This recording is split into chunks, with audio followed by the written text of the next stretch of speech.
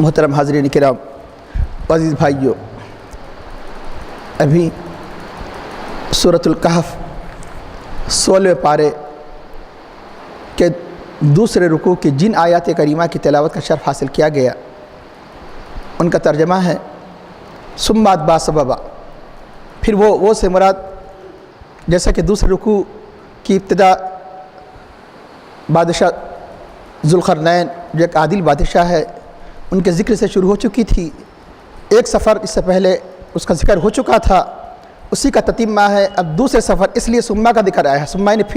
پھر کب کہا جاتا ہے جب کہ اور کوئی چیز واقع ہو چکی ہے۔ ایک سفر کا ذکر جو سورج کے غروب ہونے کی جانب، یعنی اس مقام کا سفر کر چکے تھے، اب سورج کے طلوع ہونے کے رخ کی طرف وہ سفر کر رہے ہیں، یہاں سے اس کا تذکرہ ہو رہا ہے۔ یہ دوسرا سفر ہے جو قرآن کریم کے اس رکوع میں اللہ تعالیٰ نے ان کے 3 سفروں کا ذکر فرمایا، ثم اتبع سببا۔ پھر وہ ذوالقرنین نے اور ایک سفر کا سامان کیا اور ایک سفر کو اختیار کیا، حتیٰ اذا بلغ مطلع الشمس، یہاں تک کہ جب وہ سورج کے طلوع ہونے کی جگہ پہنچے، یعنی جہاں سب سے پہلے سورج کے طلوع آپ کہیں گے وہ تو چوتھے آسمان میں طلوع ہوتا ہے، یعنی سورج کے جو سب سے پہلی جہاں کرنیں جس زمین پر پڑتی ہے، جہاں سب سے زیادہ زمین کا وہ آخری حصہ مشرقی کہ جہاں سے سورج بالکل یعنی دنیا کے اور حصوں کے مقابلے میں جو روشن دکھائی دیتا ہے، تو سورج کے یہاں تک کہ جب سورج کے طلوع ہونے کی جگہ وہ پہنچے، وجدہا، تو اس سورج کو پایا، تطلع علی قوم، ایسی قوم پر طلوع ہوتا ہے کہ لم نجل لہم من دونہا سترا، ہم ان کے لیے اس سورج کے مقابلے میں کوئی آڑ نہیں رکھی، نہ جھاڑ نہ پہاڑ نہ عمارت، کچھ نہیں، ہم نے ان کے اس سورج اور اس قوم کے مقابلے میں درمیان میں کوئی آڑ نہیں، صرف سطح زمین کے علاوہ۔ کذالک، اسی طرح، اب اسی طرح کے کئی معنی بیان کیے گئے، تفسیر میں آئے گا، اسی طرح ذوالقرنین کا واقعہ ہے۔ وقد احطنا بما لدیہ خبرا، اور ہم اپنے علم سے جو کچھ اس کے پاس قوت، طاقت، علم، یعنی وہ اللہ ہی ادا کرتا ہے، جو کچھ اس کے پاس تھی ہم اس کا احاطہ ہم نے کیا ہے، ہمیں علم ہے اس کا کہ جو کچھ ہم نے اس کو قوت و طاقت دی ہے، جو کچھ اس کے پاس ہے۔ ثم اتبع سببا، پھر اور ایک سفر کا سامان کیا اور ایک سفر کو اختیار کیا، یہ تیسرا سفر ہے۔ حتیٰ اذا بلغ بین السدین، یہاں تک کہ جب وہ دونوں پہاڑیوں کے درمیان پہنچے، کی جگہ پر پہنچے، وجد من دونہما، ان دونوں پہاڑیوں کے ماورا یا ان دونوں پہاڑیوں کے نیچے، قومن، ایک ایسی قوم کو پایا، لا یکادون یفقہون قولا، جو قریب نہیں تھی کہ کسی کی بات کو سمجھے، کیونکہ متمدن قوموں سے دور ہونے کی وجہ سے، ان کی زبانوں سے دور ہونے کی وجہ سے کسی کی بات کو سمجھ نہیں سکتے تھے، وہ بات نہیں کر سکتے تھے، نہ سمجھ سکتے تھے۔ لا یکادون یفقہون قولا، قالوا، انہوں نے کہا، یا ذوالقرنین، اے ذوالقرنین، ان یاجوج و ماجوج، بے شک یاجوج اور ماجوج، یہ دونوں قوموں کے نام ہیں۔ ان یاجوج ایک دو یعنی اشخاص کا نام نہیں، ایک بڑی جماعت کا نام ہے، یاجوج و ماجوج۔ یاجوج و ماجوج کہ مفسدون فی الارض، یہ زمین میں ہماری فساد مچاتے ہیں۔ فہل نجعل لک خرجا، تو کیا ہم تمہارے لیے کچھ محنتانہ یعنی مزدوری ہم آپ کے لیے پیش کر دے، اس شرط پر، الا ان تجعل بیننا و بینہم سدا، کہ آپ ہمارے درمیان، ان یاجوج و ماجوج کے درمیان، بینہم جمع بتا رہا ہے کہ دو اشخاص مراد نہیں، دونوں جماعت، یہ بینہم کا ذکر ہے، ورنہ بینہم آتا تھا، اگر دو ہی ہوتے تو بینہما نہیں ہے، بینہم، ہمارے درمیان، ان یاجوج و ماجوج کی ان قوموں کے درمیان ایک دیوار آپ بنا دے، اور ہم چاہے تو آپ کے لیے کچھ پیسہ وغیرہ جمع کر کے آپ کو اس کی مزدوری، محنتانہ خرچ ہم دے سکتے ہیں۔ قالا، تو آپ نے فرمایا، ما مکنی فیہ، یعنی ربی خیر، جو کچھ اللہ تعالیٰ نے جن چیزوں پر مجھے قابو عطا کیا ہے، یعنی جو مجھے قوت دی ہے، جو پیسہ دیا ہے، جو اللہ نے اسباب دیے ہیں، ما مکنی فیہ ربی، تو وہ بہتر ہے، یعنی جو تم پیش کر رہے ہیں، یعنی مجھے اس کی ضرورت نہیں، یعنی مقصد اس کا ہے کہ یہ جو پیسہ وغیرہ تم دینا چاہتے ہیں محنتانہ اور مزدوری کے طور پر، مجھے اس کی ضرورت نہیں ہے، میں اس سے مستغنی ہوں، اللہ نے مستغنی کیا ہے۔ قال ما مکنی ربی، قال ما مکنی فیہ ربی خیر، ہاں یہ کرو تم کہ فاعینونی بقوت، کہ تم میری قوت کے ذریعے سے مدد کرو، قوت یعنی اسباب کے، یعنی وہ اشیاء کے جو دیوار قائم کرنے کے لیے ہونی چاہیے، خالی اسباب ہی کافی نہیں، لوگ بھی ہونا چاہیے، تم اپنے مردوں کے ذریعے سے، تم اپنے جماعت کے ذریعے سے، اور وہ ان چیزوں کے ذریعے سے جو دیوار قائم کرنے کے لیے جس قوت کی ضرورت ہے، اس قوت کے ذریعے سے تم فاعینونی، میری مدد کرو۔ اجل بینکم و بینہم ردما، تو میں تمہارے درمیان ان کے درمیان میں ایک مضبوط دیوار بنا دوں گا۔ صد بھی دیوار کے معنی ہیں، انہوں نے صد کی خواہش کی تھی۔ ردم یعنی جو عام دیواروں سے کہیں بڑھ کر انتہائی سخت مضبوط دیوار کو ردم کہا جاتا ہے، دونوں فرق ہے۔ انہوں نے صد کی خواہش کی تھی، عام طور پر انسان صد کی طرح دیوار بنا سکتا، صد معنی آڑ، کوئی یعنی کسی بھی چیز کو ڈیم وغیرہ کی صورت میں، کسی بھی چیز کی صورت میں جو صد ہوا جاتا ہے، اس لیے یعنی ایک جا صد کے معنی اوپر پہاڑ کے کیے گئے، یہاں صد کے معنی یعنی اس سے پہلے کی آیت میں دیوار کے کیے گئے، یعنی صد وہ چیز جو کسی چیز کے درمیان میں آڑ بن جائے، خواہ دیوار کی صورت میں آڑ بن جائے یا پہاڑ کی صورت میں آڑ بن جائے، لیکن ردم کی جو کیفیت ہوتی ہے اس صد سے بھی کہیں زیادہ ہوتی ہے۔ تو انہوں نے کہا کہ بلکہ ایک میں مضبوط انتہائی رد، اس لیے یہاں انہوں نے صد نہیں فرمایا، ان کے جواب میں صد نہیں فرمایا کہ رد میں ایک مضبوط دیوار بنا دوں گا، کہ آتونی زبر الحدید، تو تم میرے پاس لوہے کی تختیاں لاؤ،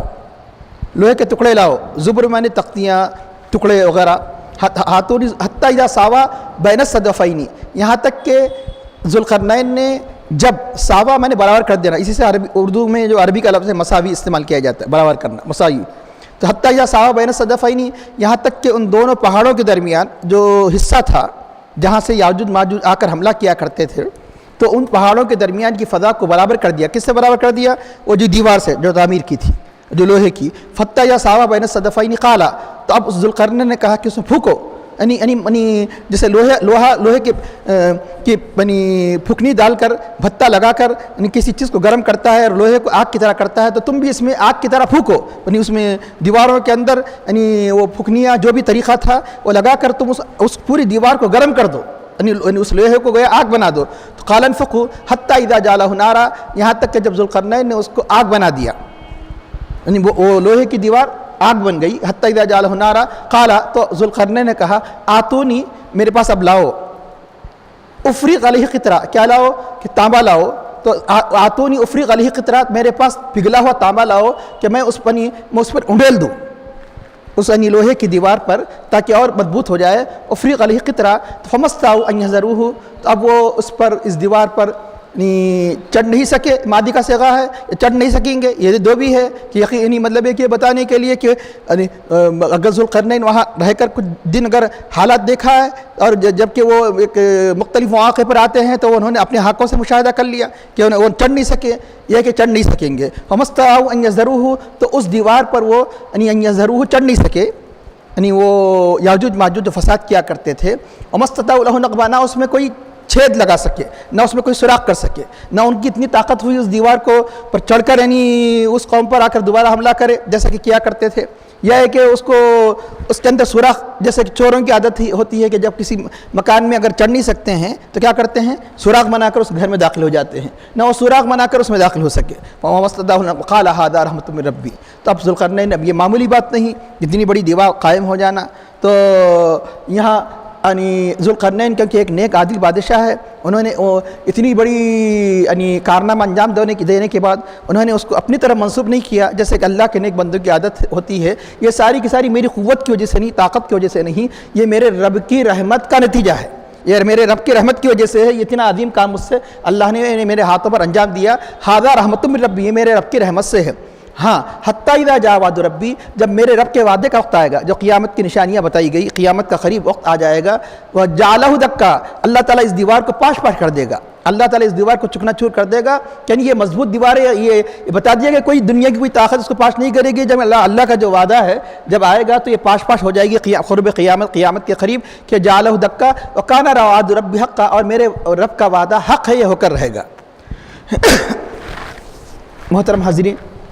جیسا کہ بتایا گیا کہ اس رکوع کی ابتدا ہوئی تھی کہ 16 پارے کے دوسرے رکوع کی، وَيَسْأَلُونَكَ عَنِ ذِي الْقَرْنَيْنِ، لوگ آپ سے ذوالقرنین کے بارے میں سوال کرتے ہیں، یہود نصارہ، ان کے بتانے پر کفار و مشرکین حضور نبی کریم صلی اللہ علیہ وسلم کے نبوت کی نشانی کے طور پر کہ واقعی آپ نبی ہیں یا نہیں آزمانے کے لیے سوال کیا تھا۔ اللہ نے اپنے حبیب پاک صلی اللہ علیہ وسلم کو یہ سارے علوم عطا فرمائے، تو جب اللہ نے ما کان و ما یکون کا علم عطا فرمایا تو کیوں کر ذوالقرنین کا علم نہیں عطا کرے گا، یقیناً عطا کرے گا۔ تو ذوالقرنین کے جو صرف سرسری طور پہ جانتے تھے یہود و نصارہ، تفصیل نہیں جانتے تھے، کہ صرف یہ جانتے تھے کہ ذوالقرنین ایک بادشاہ تھا جو مشرق و مغرب پر جس نے سلطنت کی، آخر وہ کون شخص، اس کے حالات کیا ہے. لیکن اگر توریت انجیل میں اگر ان کے واقعات بھی تھے تو جیسے اپنے انبیاء کے جو بالکل قریب سے دیکھ چکے تھے ان واقعات کو انہوں نے محرف کر دیا، تو ذوالقرنین کی حقیقت سے تو وہ کہاں واقف ہو سکتے تھے. یقیناً جو چیزیں بھی ان کے پاس موجود تھی وہ محرف تھی یا تو تفاصیل اس کی نہیں جانتے تھے. تو اللہ کے حبیب صلی اللہ علیہ وسلم اس وحی کی بنیاد پر یہ سارے حقائق کو بتایا کہ ذوالقرنین کے ان تینوں سفر کے تفاصیل کو بیان کیا. تو پہلے سفر کا ذکر ہو چکا کہ وہ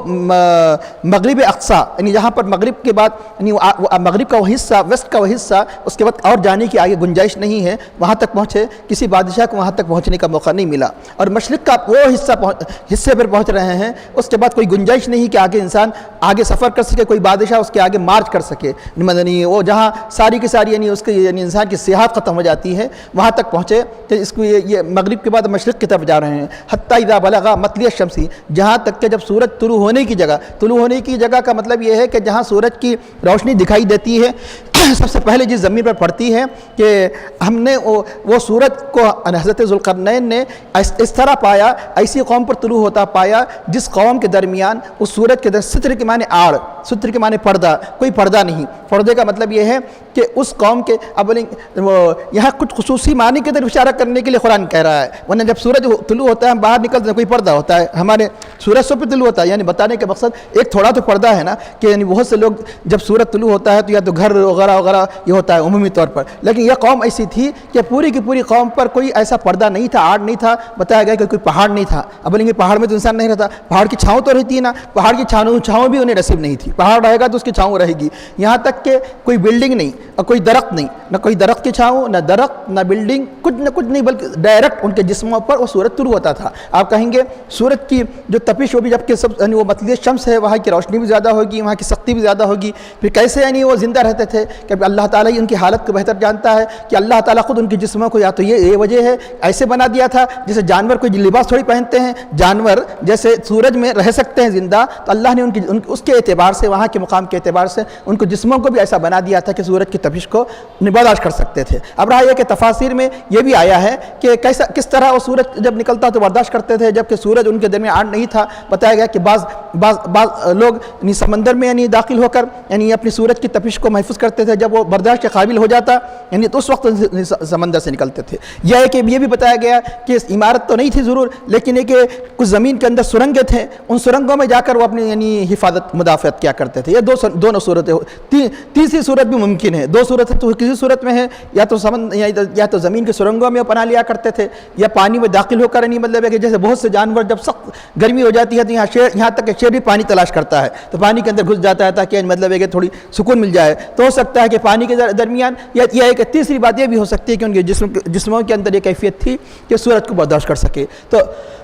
اب یہ قوم کیسی تھی؟ یہی نہیں، کچھ بھی آڑ نہیں تھی. تو اس لیے مفسرین کرام نے فرمایا کہ صرف بلڈنگ ہی آڑ نہیں تھی، پہاڑ بھی آڑ نہیں تھا، یہاں تک کہ کپڑوں کا بھی آڑ نہیں تھا. یعنی بالکل وہ لنگے یعنی مادرزاد برہنہ تھے. تو چنانچہ یہ بھی کوئی تعجب نہیں کہ حال تک بھی چند صدیوں پہلے بھی یعنی اسلام کے آنے سے پہلے بھی وہ ہو سکتا ہے ابھی بھی ہو، واللہ عالم بالصواب، سوڈان اور یہ کیا یعنی آخری بستیوں میں اور حبش کے بعد افریقن کے بعد ایسی بستیاں بھی دیکھی گئی کہ جہاں لوگ یعنی بعض مفسرین نے جو لکھا ہے ممکن اس وقت نہ بھی ہو تو چند سو سال پہلے بھی ایسی قومیں تھیں جو اسلام آنے کے بعد بھی جو لباس نہیں پہنتی تھی. تو چنانچہ وہ اس لیے بعید نہیں کہ وہ قوم بھی بالکل یعنی لباس سے آشنا، یعنی تہذیب نام کی کوئی چیز ان کے اندر نہیں تھی. بتایا گیا کہ کھاتے پیتے کیا تھے تو کھاتے پیتے کہ سمندر کی مچھلیوں کو کھاتے تھے، اور زیادہ اگر کسی چیز کی ان کی خواہش ہوتی تو جانوروں کی طرح ممکن ہے تھوڑی کچھ سبزی جو اٹھ جاتی تھی وہ جانوروں کی طرح وہ سبزی کو چل لیا کرتے تھے. تو اب رہا کہ اللہ تعالیٰ کذالک اللہ نے بیان فرمایا، اللہ اس کے اسرار کو جانتا ہے، اس لیے مفسرین کرام نے کئی باتیں بیان فرمائی. کذالک معنی اسی طرح، جسے انگلش میں لائک وائز. تب کذالک کا مطلب یہ کہ اس کا تعلق یہ ہو سکتا ہے کہ جیسے وہ سورج کے یعنی طلوع ہونے کے انتہائی بالکل یعنی آخری حصے غروب ہونے کے انتہائی آخری حصے میں پہنچ چکے تھے، اسی طرح اب ذوالقرنین سورج کے یعنی طلوع ہونے کے انتہائی آخری حصے پہنچ چکے تھے. اس کذالک کا تعلق، اس طرح کا تعلق یعنی جیسے انگلش میں لائک وائز یا دس کہا جاتا ہے، THUS کا تعلق اس سے ہوگا. یہ ہے کہ اس کے دوسرے معنی یہ ہوں گے جس طرح اس سے پہلے ذکر کیا گیا وہ قوم بالکل یعنی مطلب ہے کہ مذہب سے ناشنا تھی، تو حضرت ذوالقرنین نے وہاں پر جیسا مذہب کی تعلیم دی جنہوں نے اسلام قبول کیا ان کو امن دیا، اور جنہوں نے اسلام قبول نہیں کیا ان کو سزائیں دی، تو اسی طرح ان کے ساتھ بھی برتاؤ کیا، ان پر بھی اسلام پیش کیا، ان کو بھی تمدن کی دعوت دی، ان کو بھی مطلب ہے کہ انسانیت کے جو طور طریقے اس کو بتایا. یعنی جس طرح انہوں نے مغرب کے قوم جن قوموں سے واسطہ ہوا تھا، جو یعنی جس طرح یعنی اسلام سے آشنا کیا تھا، اسی طرح مشرق کے بھی اس قوم کے ساتھ اس کذالک میں ساری گنجائشیں ہیں. تو اب رہا یہ کہ یہ تو ساری چیزیں ہو سکتی ہے، یہ بھی ممکن ہے، اس لیے اللہ تعالیٰ کذالک فرمایا. اگر بات بیان کر دی جاتی تو دوسری نہیں آتی، تو کذالک اگر بیان کر دیا جائے یہ بھی ہوا یہ بھی ہوا، یہ بھی ہوا یقیناً کہ انہوں نے وہاں تک سفر کیا، یہ بھی ہوا یقیناً جانے کا مقصد یوں ہی نہیں تھا بلکہ ایسی قوموں تک بھی اسلام کی روشنی پہنچ جائے. اللہ تعالیٰ یعنی مطلب کا وعدہ ہے کہ ہر جگہ اسلام یعنی ہر زمانے میں اللہ نے یعنی ایسے مواقع کے جہاں کوئی نہیں پہنچ سکتا وہاں بھی اللہ نے جانے کے اسباب پیدا فرمائے، اسلام کے پہنچنے کے اسباب پیدا فرمائے، تو وہاں بھی توحید کی دعوت پہنچ جائے، اس لیے اللہ نے وہاں تک ان کو سفر کروایا. کذالک وقد احطنا بما لدیہ خبرا، جو کچھ ان کے پاس ذوالقرنین کے پاس تھا. خبر معنی علم، جیسے خبیر کے معنی علم والا، تو خبیر یعنی جاننے والا، تو علم کے ذریعے سے احاطہ کیے ہوئے ہیں. تو اب یعنی ساری چیزیں اب رہا ہے کہ سارے کے ساری دنیا کی چیزیں،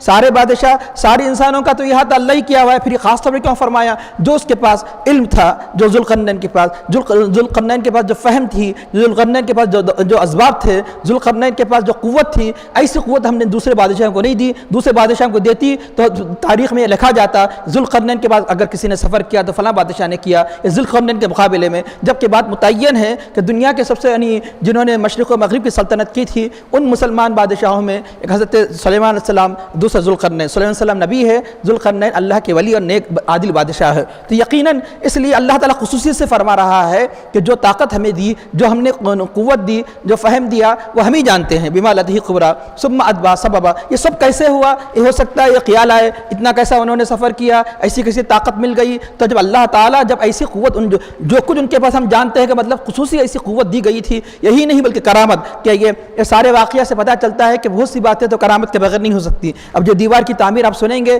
تو پتہ چلے گا کہ دہکتی دیواروں کے درمیان ان لوگوں کا رہنا اور ان کا جلنے سے محفوظ رہنا یہ خود کرامتوں میں سے ہے. یعنی تو یقیناً یعنی وہ لدیہ کے اندر یعنی علم و قوت و فہم کے ساتھ ساتھ اللہ نے ان کو کرامت بھی عطا فرمائی.